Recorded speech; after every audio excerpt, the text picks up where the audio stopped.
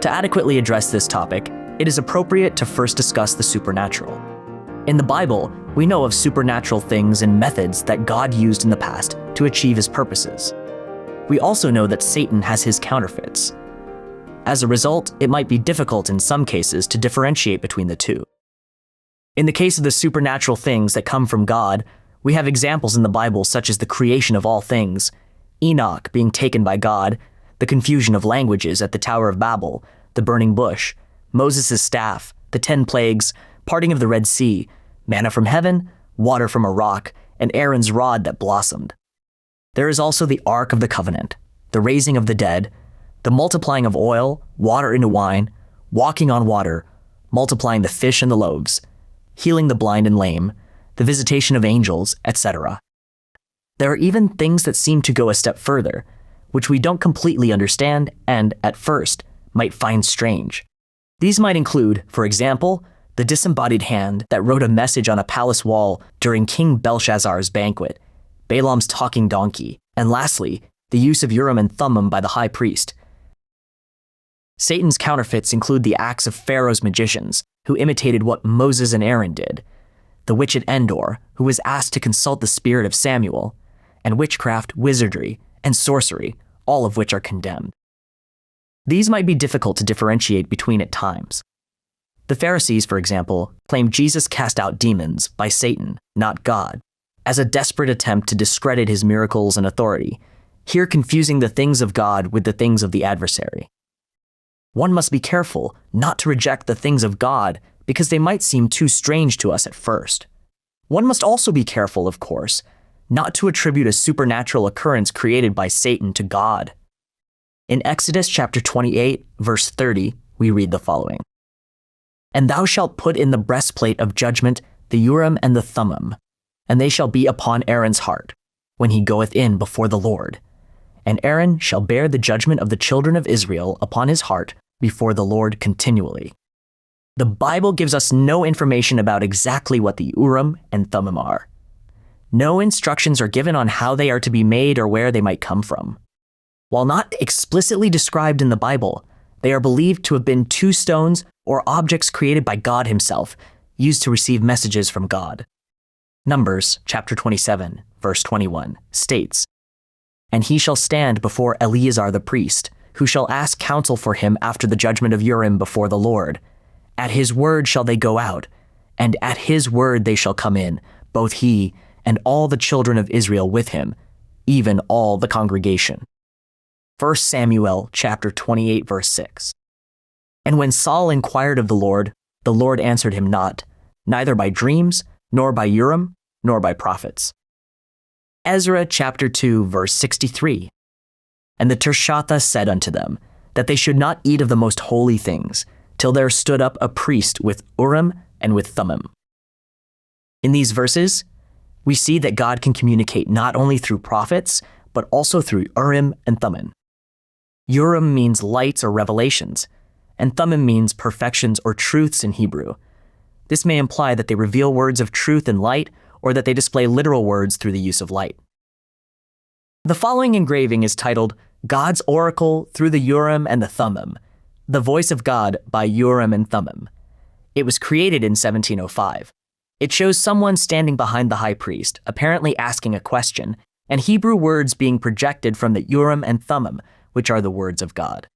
The Jewish Rabbi Maimonides is widely acknowledged as one of the most prolific and influential Torah scholars of the Middle Ages, living in the 12th and 13th centuries AD. He wrote the following regarding how the Urim and Thummim worked. "The Kohen stands facing the ark with the inquirer behind him, facing the Kohen's back.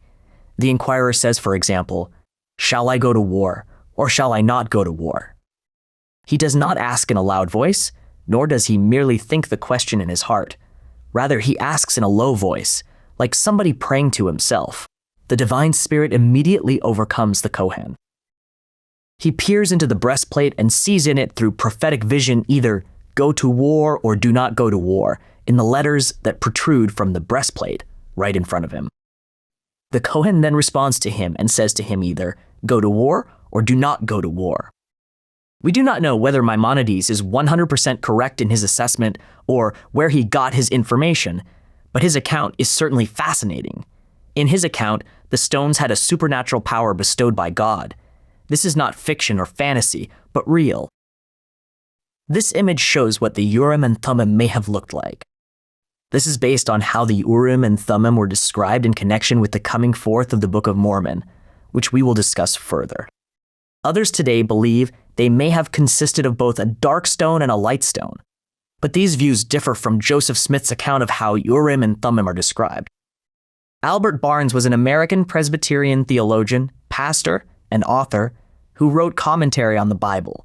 He wrote the following regarding the Urim and Thummim: two small images of precious stone, and that the divine will was manifested through them by some physical effect addressed to the eye or the ear. In the Book of Mormon, we have what are called interpreters. These are also small stones. Mosiah chapter 5, verses 72 through 81. Now Ammon saith unto him, I can assuredly tell thee, O king, of a man that can translate the records, for he hath wherewith that he can look and translate all records that are of ancient date, and it is a gift from God. And the things are called interpreters, and no man can look in them, except he be commanded, lest he should look for that he had not aught, and he should perish. And whosoever is commanded to look in them, the same is called seer. And behold, the king of the people which is in the land of Zarahemla is the man that is commanded to do these things, and which hath this high gift from God. And the king saith that a seer is greater than a prophet, and Ammon saith that a seer is a revelator, and a prophet also. And a gift which is greater can no man have, except he should possess the power of God, which no man can. Yet a man may have great power given him from God. But a seer can know of things which have passed, and also of things which are to come. And by them shall all things be revealed, or rather, shall secret things be made manifest, and hidden things shall come to light, and things which are not known shall be made known by them, and also things shall be made known by them which otherwise could not be known. Thus God hath provided a means that man, through faith, might work mighty miracles. Therefore he becometh a great benefit to his fellow beings. Here we note that these stones are used by a seer, as Urim and Thummim are used by a high priest. These are prepared by God and used for God's purposes. It is interesting that in the world we live in, we read books and watch movies filled with fantasy and the supernatural, yet when it comes to God, we give him no credit for the miraculous and supernatural things he produces, which are real. God does not change. He is a God of miracles and the supernatural, both yesterday, today, and forever. In 1823, when the angel visited Joseph Smith noted that the angel told him the following regarding the interpreters. Also, that there were two stones in silver bows, and these stones fastened to a breastplate constituted what is called the Urim and Thummim, deposited with the plates, and the possession and use of these stones were what constituted seers in ancient or former times, and that God had prepared them for the purpose of translating the book.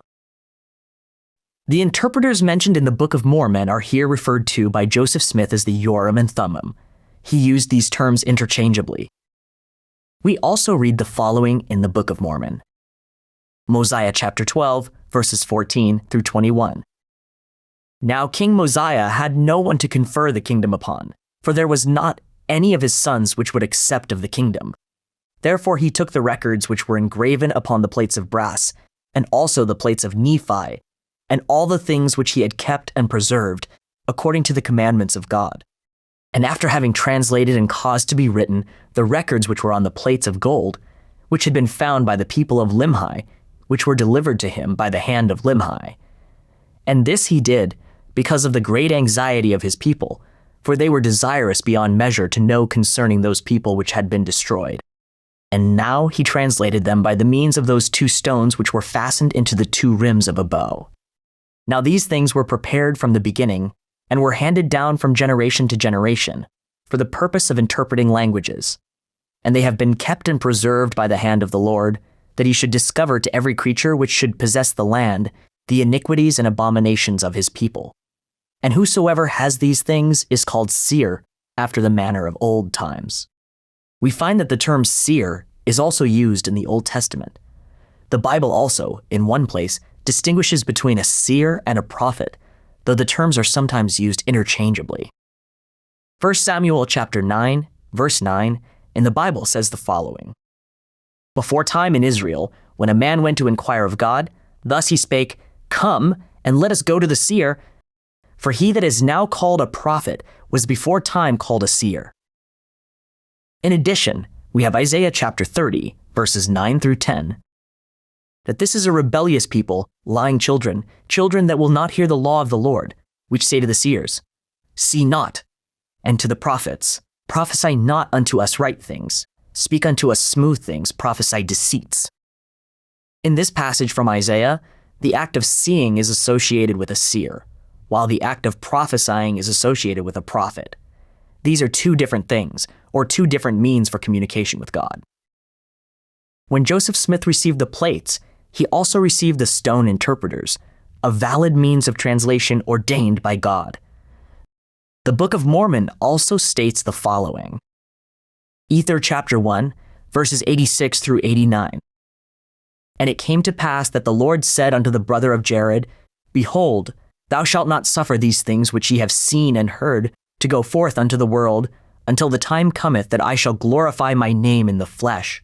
Wherefore, ye shall treasure up the things which ye have seen and heard, and show it to no man. And behold, when ye shall come unto me, ye shall write them, and shall seal them up, that no one can interpret them. For ye shall write them in a language that they cannot be read. And behold, these two stones will I give unto thee, and ye shall seal them up also with the things which ye shall write. For behold, the language which ye shall write, I have confounded. Wherefore I will cause in mine own due time that these stones shall magnify to the eyes of men these things which ye shall write. Here we have two stones prepared by God that could be used as glasses for the purpose of translation. Joseph Smith and Oliver Cowdery gave first-hand accounts of how the plates were translated. In the Wentworth letter, Joseph Smith wrote the following. With the records was found a curious instrument, which the ancients called Urim and Thummim, which consisted of two transparent stones set in the rims of a bow fastened to a breastplate. Through the medium of the Urim and Thummim, I translated the record by the gift and power of God. In the October 1834 Messenger and Advocate, which was the church newspaper in Kirtland, Ohio, Oliver Cowdery wrote, These were days never to be forgotten. To sit under the sound of a voice dictated by the inspiration of heaven awakened the utmost gratitude of this bosom. Day after day, I continued uninterrupted to write from his mouth, as he translated, with the Urim and Thummim, or as the Nephites would have said, interpreters, the history or record called the Book of Mormon. These first-hand accounts both state that the interpreters, also called the Urim and Thummim, or spectacles, were used to translate the Book of Mormon. This book by Ryan Nelson shows what this may have looked like.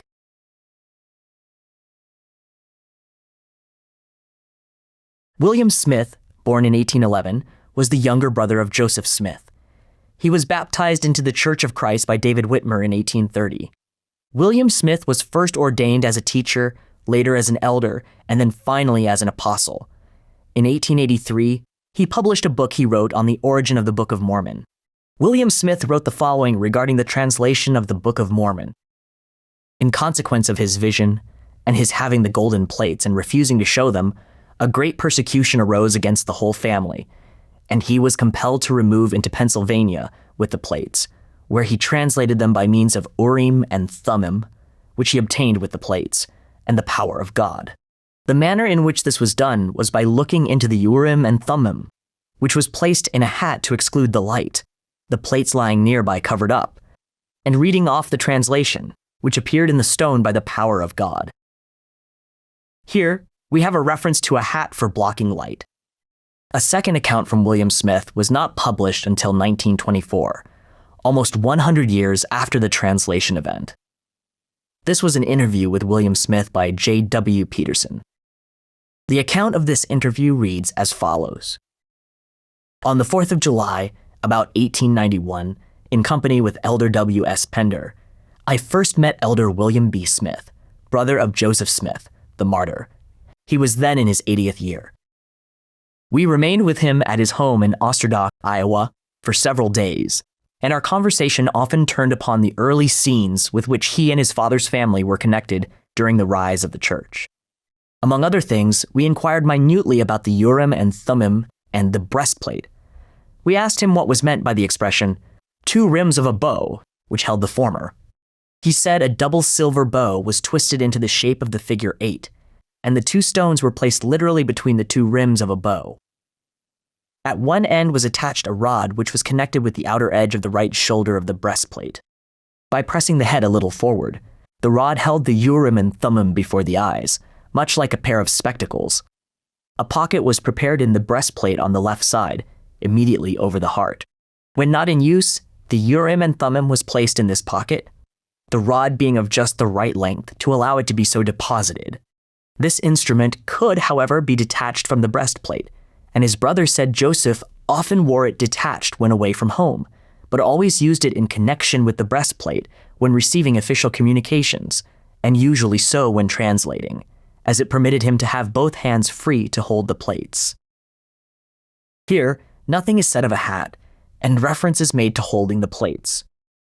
Oliver Cowdery, one of the 3 witnesses of the Book of Mormon, gave an additional account regarding Book of Mormon translation at a church conference as recorded in the April 13, 1859 issue of the Deseret News. I wrote with my own pen the entire Book of Mormon, save a few pages, as it fell from the lips of the prophet Joseph Smith, as he translated it by the gift and power of God, by the means of the Urim and Thummim, or as it is called by that book, holy interpreters. I beheld with my eyes, and handled with my hands, the gold plates from which it was transcribed. I also saw with my eyes and handled with my hands the holy interpreters. Here, Oliver Cowdery, a first-hand witness, again mentions the use of the interpreters, or Urim and Thummim. Oliver also mentions that he translated all the pages from the Book of Mormon except for a few. It was through the Urim and Thummim that God provided the translation, as the Urim and Thummim in the Old Testament also served as a means of supernatural communication with God. Emma Smith, the wife of Joseph Smith, is said to have recorded a small portion of the Book of Mormon. This depiction on the Book of Mormon Evidence.org website shows how all these details in these accounts could have been satisfied simultaneously, with Emma Smith shown as the scribe here. The spectacles are behind the hat. If Joseph Smith were to move his head forward to get closer to the interpreters, to Emma's view, the spectacles and Joseph's head would be behind or under the hat. A portion of the plates is also shown as covered, so that Emma would not see them. There is nothing odd about this method, and it adds practical aspects, allowing for both translation and keeping the plates hidden from Emma.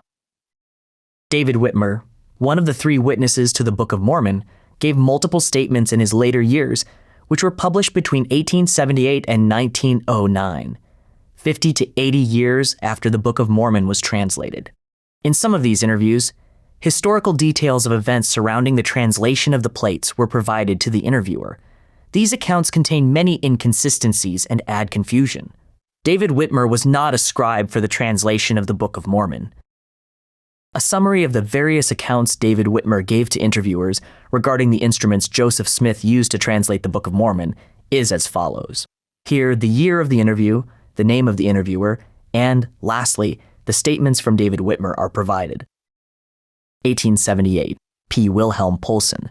The Urim and Thummim were 2 white stones, each of them cased in as spectacles are, in a kind of silver casing, but the bow between the stones was more heavy and longer apart between the stones than we usually find it in spectacles. 1879, Thomas Wood Smith. He saw Joseph translate by the aid of the Urim and Thummim time and again, and the translation was being read by the aid of the Urim and Thummim of the characters on the plates by Joseph Smith. 1879, J.L. Traubert Jr. He declared that Joseph first offered prayer, then took a dark-colored, opaque stone, called a seer stone, and placed it in the crown of his hat, then put his face into the hat and read the translation as it appeared before him. 1881, Kansas City Journal. He had 2 small stones of a chocolate color, nearly egg-shaped and perfectly smooth, but not transparent, called interpreters, which were given him with the plates. He did not use the plates in the translation, but would hold the interpreters to his eyes and cover his face with a hat, excluding all light, and before his eyes would appear what seemed to be parchment, on which would appear the characters of the plates in a line at the top, and immediately below would appear the translation in English, which Smith would read to his scribe, who wrote it down exactly as it fell from his lips. 1884, St. Louis Republican, Joseph Smith dictated every word in the book. The understanding we have about it was that when the book was discovered, an angel was present and pointed the place out. In translating from the plates, Joseph Smith looked through the Urim and Thummim, consisting of 2 transparent pebbles set in the rim of a bow fastened to a breastplate. He dictated by looking through them to his scribes. To save time, it will simply be noted that there are at least 14 accounts of David Whitmer regarding Book of Mormon translation, and they do not always agree with one another. David Whitmer also retracted his statements on 2 occasions and replaced them with new accounts. The Urim and Thummim are described as having different colors in different accounts. Sometimes a single seer stone is mentioned that was placed in a hat. David Whitmer mentioned in an 1885 interview with the Chicago Tribune that the Urim and Thummim had been taken from Joseph by the Lord due to transgression, after losing the first 116 pages of the Book of Mormon. This agrees with other church records, but David Whitmer also reported that the Urim and Thummim were not returned to Joseph Smith, and that Joseph Smith thereafter used a seer stone that the Lord instead provided. This does not agree with Joseph Smith's account, as recorded here in Lucy Mack Smith's biography. Lucy Mack Smith was the mother of Joseph Smith. "After the angel left me," said he, "I continued my supplications to God without cessation, and on the 22nd of September, I had the joy and satisfaction of again receiving the Urim and Thummim, with which I have again commenced translating, and Emma writes for me. But the angel said the Lord would send me a scribe, and I trust his promise will be verified. The angel seemed pleased with me when he gave me back the Urim and Thummim, and told me that the Lord loved me for my faithfulness and humility." It is important to note that the first 116 pages of the Book of Mormon were lost in the summer of 1828. This is when the Lord then took the Urim and Thummim, or the interpreters. Oliver Cowdery, the scribe for the Book of Mormon, did not meet Joseph Smith until almost a year later, in April 1829. Oliver again had said this: "I wrote with my own pen the entire Book of Mormon, save a few pages, as it fell from the lips of the prophet Joseph Smith, as he translated it by the gift and power of God, by the means of the Urim and Thummim, or as it is called by that book, holy interpreters. I beheld with my eyes, and handled with my hands, the gold plates from which it was transcribed. I also saw with my eyes, and handled with my hands, the holy interpreters." The only way for this statement from Oliver to be true is if the interpreters were indeed returned to Joseph Smith. Therefore, the account from David Whitmer, stating that the interpreters were not returned, cannot be correct.